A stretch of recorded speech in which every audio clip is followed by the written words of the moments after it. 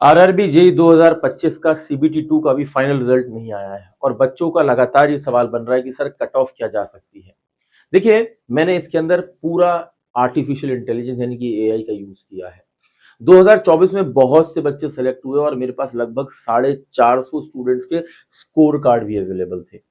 हालांकि मैंने काफी सारे इलेक्ट्रिकल के स्टूडेंट्स के स्कोर कार्ड को भी पढ़ा, सिविल के तो मैं खुद पढ़ता ही रहता हूँ, ठीक है ना। और मल्टीपल ब्रांचेस के इसी तरह से स्कोर कार्ड को समझा कि उनके नंबर क्या आए थे, उनके रॉ स्कोर क्या था, उनका मेरिट इंडेक्स क्या आया था, ठीक है ना, कब उन्होंने अपना पेपर दिया था। और ये सारी मैंने पेपर से लेकर स्कोर कार्ड से लेकर उनके रॉ मार्क्स से लेकर मेरिट इंडेक्स से लेकर हर एक डेटा, एप्लीकेंट पर वैकेंसी जोन, सारे इंफॉर्मेशन एआई को प्रोवाइड करी।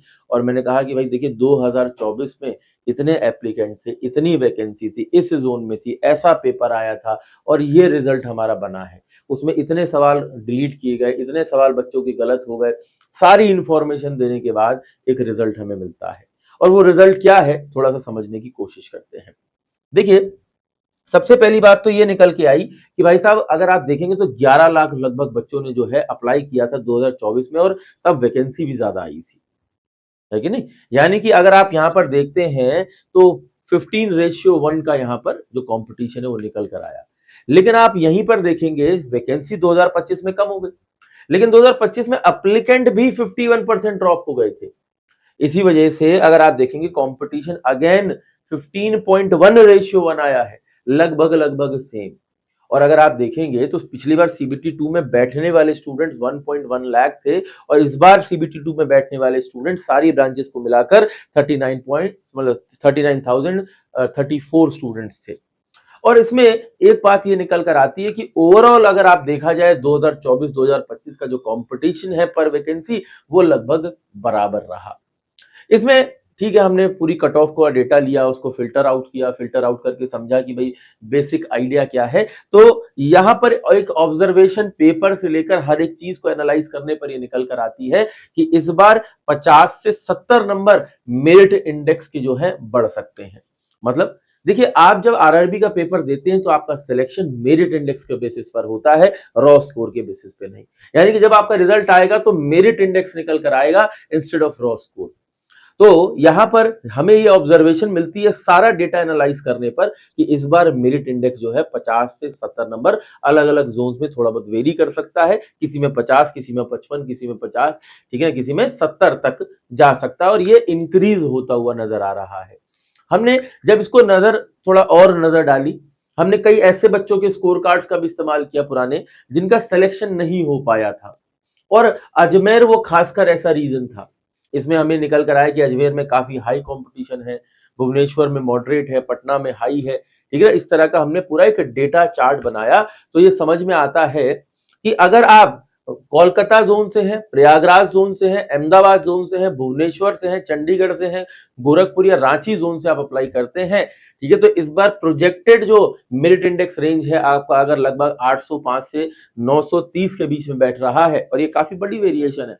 लेकिन आप इसको समझेंगे, अगर आप यहीं पर पटना, सिकंदराबाद, मुजफ्फरपुर, मालदा, त्रिवेंद्रपुरम, बिलासपुर, चेन्नई, मुंबई और भोपाल जैसे जोन के अंदर आते हैं, तो आपका मेरिट इंडेक्स लगभग 740 से लेकर 825 के बीच में बैठ सकता है। यानी कि अगर आप ये एक्सपेक्ट कर रहे हैं कि आपका सिलेक्शन 2025 में होगा या नहीं होगा, तो ये जो मेरिट इंडेक्स है आपको लगभग एक आइडिया देता है। अब देखिए, हालांकि मैं आपको बहुत सी टेबल्स दिखा सकता था, इतनी वैकेंसी है, इतना ये है, इतना वो है, बहुत लंबा चौड़ा वीडियो बना सकता हूं, ठीक है ना, ताकि आपको भी लगे कि बहुत तगड़ा एनालिटिक्स सर यहाँ पर खड़े होकर कर रहे हैं, जिससे कि हाँ भैया बहुत। लेकिन मैं ये चाहता हूं कि ये सारा एनालिटिक्स में बैकग्राउंड में बैठकर करूं, और सारा एनालिटिक्स निकालने के बाद जो फाइनल रिजल्ट है वो आपको प्रोड्यूस करने की कोशिश करूं, जिससे कि वीडियो की लेंथ भी छोटी होती है, आपका समय भी बचता है, और आप एक एक्यूरेट रिजल्ट के साथ काम कर पाते हैं। मैं इसमें एक चीज आपको और साथ साथ बता देना चाहता हूं। देखिए, होता यह है कि आरआरबी में बहुत से जोन में पेपर होते हैं, और हर जोन में हर ब्रांच के लिए अलग अलग कट ऑफ है, ठीक है ना। और इतने जोन्स के और इतने डेटा को एनालाइज करना मैनुअली बहुत एक अच्छा आइडिया नहीं है। इसीलिए मैंने इसके अंदर एआई का भरपूर यूज किया। और आज का समय है कि जब आप इतने बड़े वॉल्यूम ऑफ द डेटा, आप लाखों बच्चे पेपर देने के लिए जा रहे हैं, और इन सबका डेटा एनालाइज करना मेरे जैसे अकेले आदमी के लिए पॉसिबल बिल्कुल नहीं है। तो जहां तक मैं समझ में आया, कई बच्चों ने मुझे कई वीडियो शेयर करे और मुझे ये पता चला कि भाई उसके अंदर ये इतनी आसानी से और इतने बच्चों का डेटा एनालाइज कैसे कर ले रहे हैं। हालांकि मुझे लगता है कि वो उनके एक्सपीरियंस भी हो सकता है, उनकी एक्सपेक्टेशंस भी हो सकती हैं, लेकिन इसको बहुत एक्यूरेटली, बहुत रिफाइन करने के बाद ये डेटा आपको प्रोवाइड करने का काम कर रहा हूं। अगर आप अजमेर में, जम्मू श्रीनगर बेंगलुरु जैसे जोन में जाते हैं तो आपकी जो मेरिट इंडेक्स है 740 से 815 के बीच में वेरी कर सकते हैं। अब सवाल बनता है कि सर ये तो मेरिट इंडेक्स और मेरिट इंडेक्स को इवेलुएट करने का सर एग्जैक्ट तरीका तो हमें नहीं मालूम। देखिए ये आप इस बात पे भी डिपेंड करता है कि जिस पेपर में आप बैठे, जिस दिन बैठे, उस दिन पेपर कैसा आया था। ठीक है, तो मेरिट इंडेक्स इवेलुएट करने का अपना एक तरीका, और मैं आपको ये भी बताऊंगा जब मैंने इसको इवेलुएट करवाया, ठीक है ना, तो एक डेटा और साथ में निकल कर आया जिसने हमें ये बहुत क्लियर किया कि हम जो आपको डेटा देने जा रहे हैं वो बिल्कुल और बिल्कुल एकदम एक्यूरेट है। इसमें 3 बातें इन्होंने खास कही है कि देखिए मैंने 15 जोन के बच्चों का रिजल्ट जब इनको दिया, ठीक है ना, तो इन्होंने कहा कि मैंने सारे जोन्स को रिवर्स इंजीनियर किया और सारे डेटा को एनालाइज करने पर जो मैं आपको फाइनल रिजल्ट दे रहा हूं उसमें एरर 0.0011 का है, यानी कि एरर है लेकिन ये बहुत छोटा है।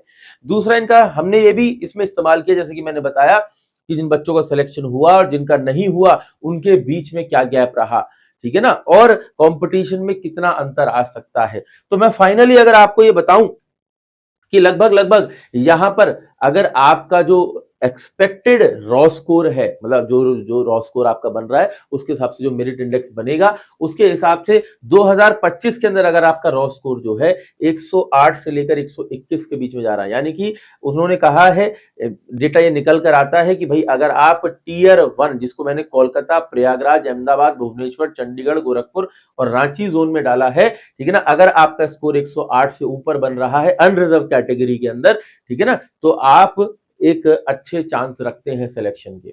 अगर आप इस कौन से जोन में, पटना, सिकंदराबाद, मुजफ्फरपुर, मालदा, त्रिवेंद्रपुरम, बिलासपुर, चेन्नई, मुंबई, भोपाल में आते हैं, तो अगर आपका स्कोर 101 से ऊपर जा रहा है तो आप एक्सपेक्ट कर सकते हैं कि इस बार आपका सिलेक्शन हो सकता है।